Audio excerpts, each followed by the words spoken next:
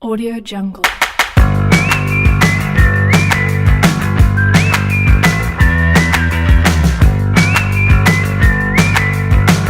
Audio Jungle.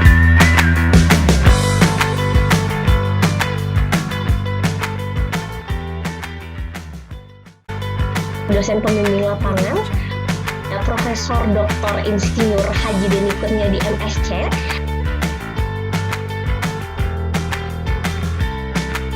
Audio Jungle.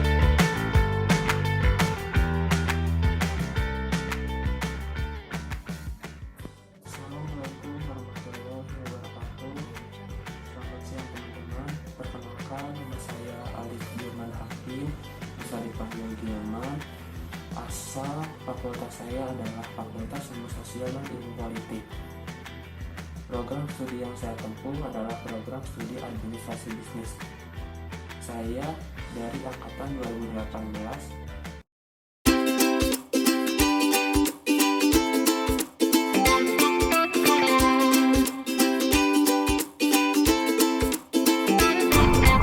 Halo, perkenalkan nama aku Diana Azulia dari Fakultas Ilmu Sosial dan Ilmu Politik, jurusan Administrasi Publik, angkatan 2019.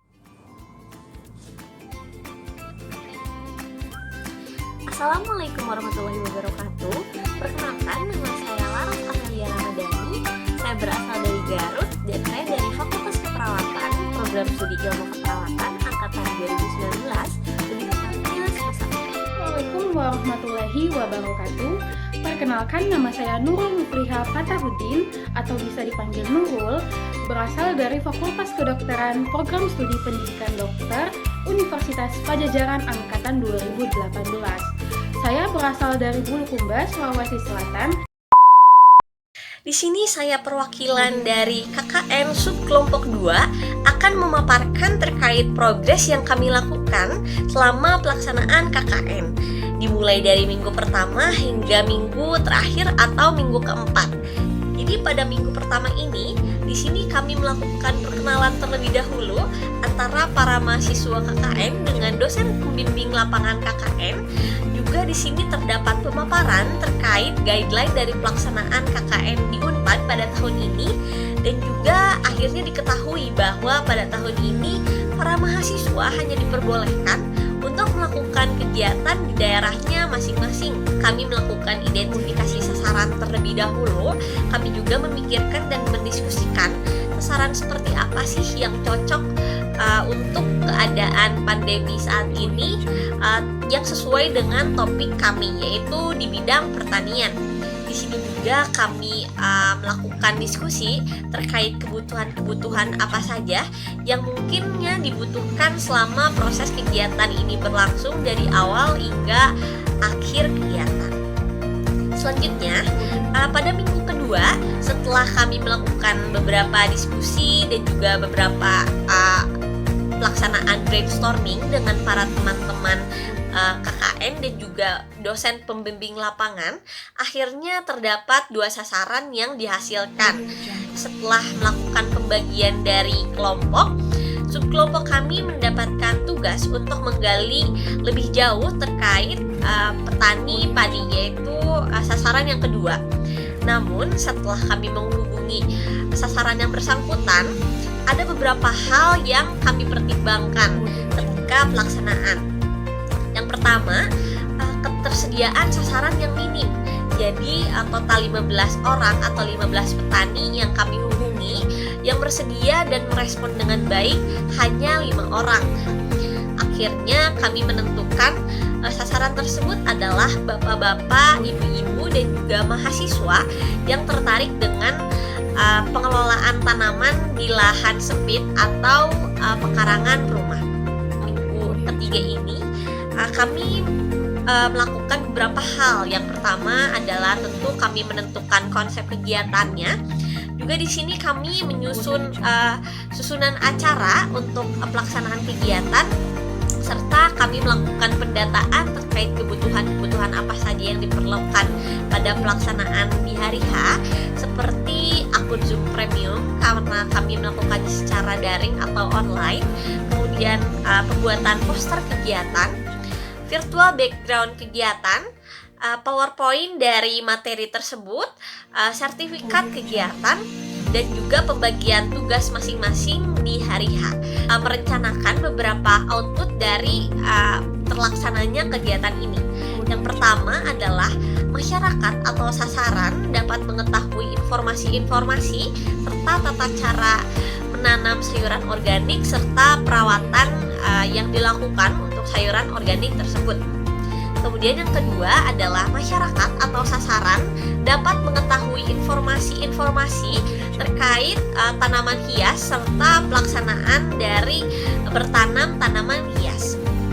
Dan yang ketiga, masyarakat atau sasaran ini dapat mengetahui dampak positif apa yang didapatkan dari melakukan atau bercocok tanam di pekarangan rumah dalam segi kesehatan.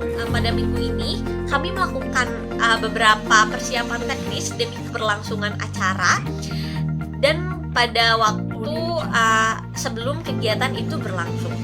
Untuk acara intinya sendiri, kami menentukan dari pukul 9 sampai 11.30 dengan pertimbangan bahwa para sasaran, bapak-bapak, ibu-ibu, serta mahasiswa dapat melakukan aktivitasnya terlebih dahulu di pagi hari dan dapat mengikuti kegiatan penyuluhan online ini dari mulai pukul 9 sampai 11.30. Dengan metode yang digunakan adalah mini webinar, di mana pada kegiatan ini terdapat 3 pemateri, yaitu yang pertama ada dari dosen pembimbing lapangan kami sendiri, yang kedua ada dosen dari Faperta Unpad. Beliau membahas terkait tata cara bertanam sayuran organik dan juga tanaman hias.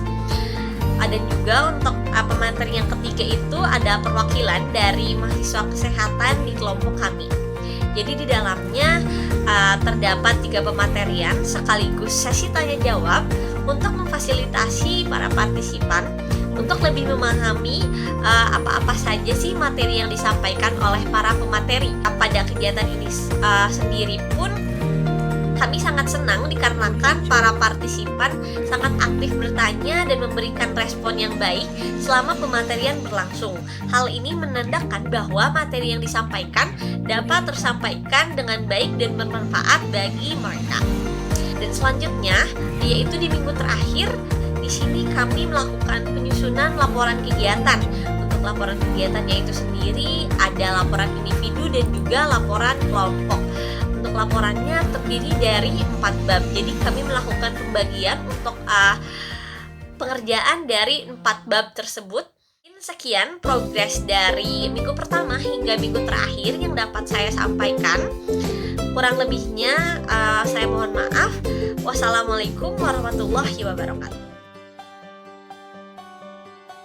Atau yang cerah ini dalam keadaan sehat walafiat.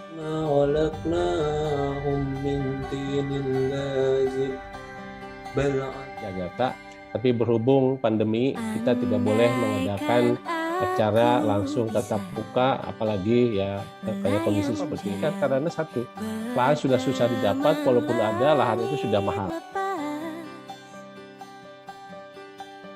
Nah, ini apa sih keuntungan dari bertanam secara ke atas atau vertikal adalah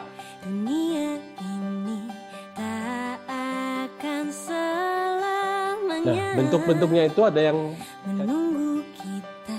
dipakai, yang jenis tanaman yang dipakai, yang harusnya ya kita tanaman-tanaman sayur tadi juga namanya apotek hidup, warung hidup. Jadi tanaman-tanaman yang sebaiknya bisa dimakan oleh kita, tidak terlalu tinggi, maksimum 1 meter.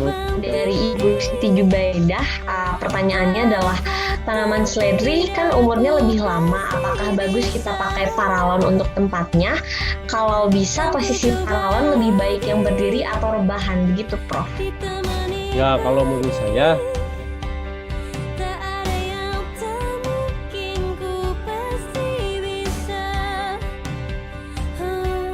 dia nggak akan tumbuh karena spathiculum itu tanaman bisa diperbanyak dari anakan.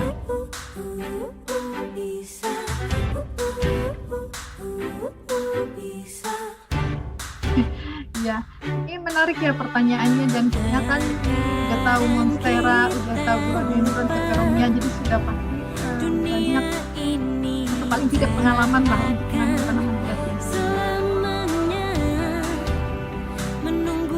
Berdasarkan dari rekomendasi oleh Kemenkes, aktivitas fisik yang baik itu adalah 30 menit. Menjaga kesehatan mental. Nah, kemudian menjaga pola makan.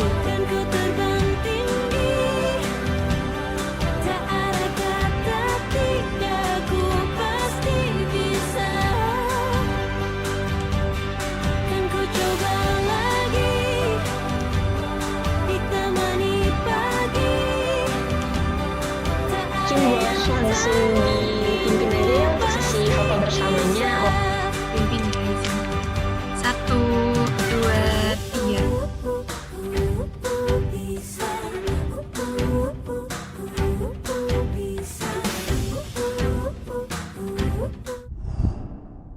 Beberapa pot gitu Ibu untuk Oke.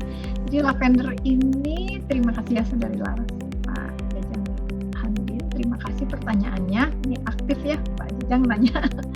Terima kasih Pak Jajang. Jadi lavender ini memang kita biasanya nanam karena tadi mudah penanamannya, jadi kita banyak biasanya nanamnya perumbun. Jadi kalau satu kira-kira bisa menghalau nyamuk nggak? Nah itu justru yang banyak pun kalau saya perhatikan ya kan di kebun mungkin ya tetap aja nyamuk mah ada gitu Pak. Nah hanya mungkin kandungannya ini kalau diekstrak kemudian dicampurkan memang akhirnya dengan lotion memang akhirnya jadi tadi anti. Tapi kalau untuk tanamannya sendiri, nah ini Pak kalau untuk tanamannya sendiri saya boleh sampaikan itu upaya ya, tapi kalau di kebun tadi ya tidak efektif juga Pak kalau tadi menanam lavender, tapi lumayan. Banyak sekali manfaat yang didapat, khususnya bagi saya, karena mempertajam pemahaman tentang bercocok tanam, memberikan informasi dan ilmu pengetahuan yang baru, serta memberikan langkah-langkah dan tutorial dalam menggunakan media tanam vertikultural. Sekali lagi saya ucapkan terima kasih kepada teman-teman panitia. Sebelumnya saya ucapkan terima kasih sudah memberikan topik yang bermanfaat untuk masyarakat yang berada di tengah masa pandemi Covid. Pun manfaat yang saya dapatkan mulai dari mengisi waktu dengan kegiatan yang bermanfaat, saya merasa terbantu mengisi waktu dan mengetahui proses cara bercocok tanam tersebut.